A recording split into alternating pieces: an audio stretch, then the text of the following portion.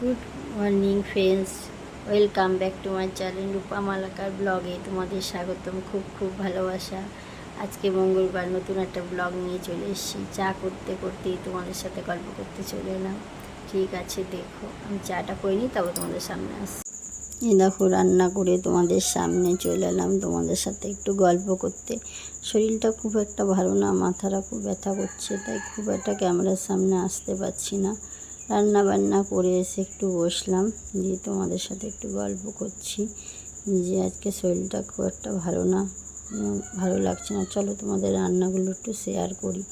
এই দেখো পেঁপে আলুর তরকারি করেছি, এখানে আছে লাউ ঘন্ট, এইখানে আছে কলমি শাক বেগুন দিয়ে, এখানে আছে বাটা মাছ আলু আর ঝিঙে দিয়ে, আর এখানে আছে অমলেট করে ডিমের কারি আমার ছেলের জন্য। আমিও খেয়েছি, আমিও মাছ অত ভালো লাগে না।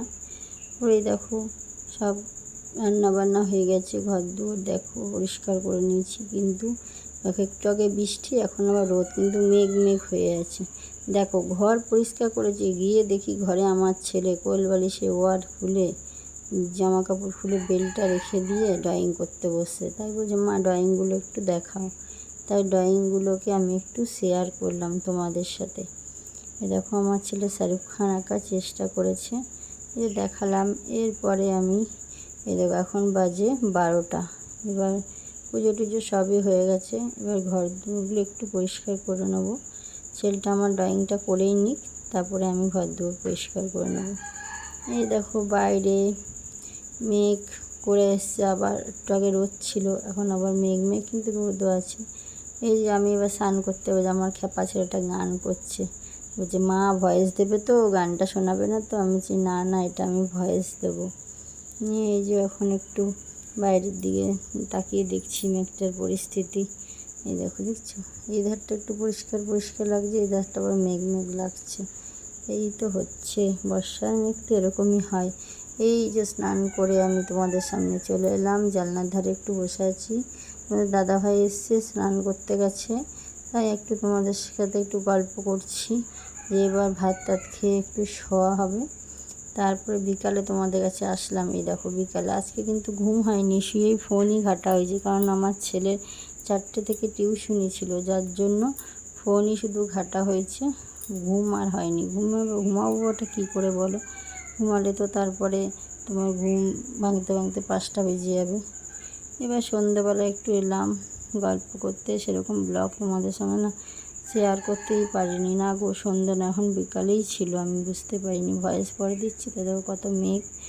এই দেখো ঘর দুয়ার ক্লিন করে নিয়েছি, আমার ছেলেকে এখনই পড়াতে আসবে স্যার, তার জন্য পরিষ্কার করে একদম চেয়ার টেয়ার রেখে দিয়েছি পেতে, আরও দুজনে পড়তে আসবে।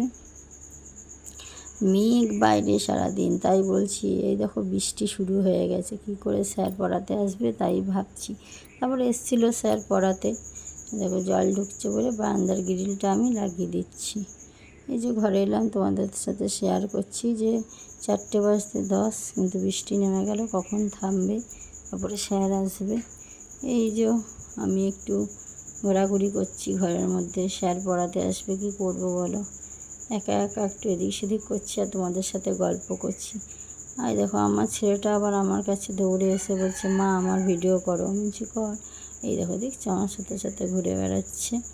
এবার কি বলো তো, জানলার কাছে গেছিলাম, আলোটা পড়ছিল, ঠোঁটটা লাল লাল, মা আমার ঠোঁটটা কেমন লাগছে দেখো, তাই বলছে। ওই দেখো আমার ছেলেটা, দেখেছো আমার ছেলেটা, এই যে একটু পড়াশোনা একটু ড্রয়িং একটু টিভি নিয়ে থাকে, খেলতে যেতে পারে না, কেন ওর যে বন্ধুগুলো আছে তারা আবার পড়া থাকে, ওর যেদিন পড়া থাকে সেদিন খেলতে যায়, ওর খেলাতে সেদিন পড়তে যায়। এই দেখো বৃষ্টি, তারপরে পড়া হয়ে গেল। এই যে ওর বন্ধুগুলো এসে, এটা একটা কাকা, এই সেই হয় না সেই খেলার টাকাগুলো, সেই নিয়ে ওরা উড়ি করছে, বলছে দেখ কত টাকা আমাদের উঠছে, উড়িয়ে দিচ্ছি। বাচ্চা ছেলে বুঝতেই পারো। তারপরে আর ক্লিপ নেওয়া হয়নি, এই যে আমার ছেলে ডিনার করছে, এই দেখেছে বাইরে আবার বৃষ্টি, কী বলবো। এই দেখো ঠিক আছে, তোমাদের সঙ্গে bye, good night. Please subscribe করে দিও, লাইক করে দিও, কমেন্ট করে দিও, পাশে থেকো। আবার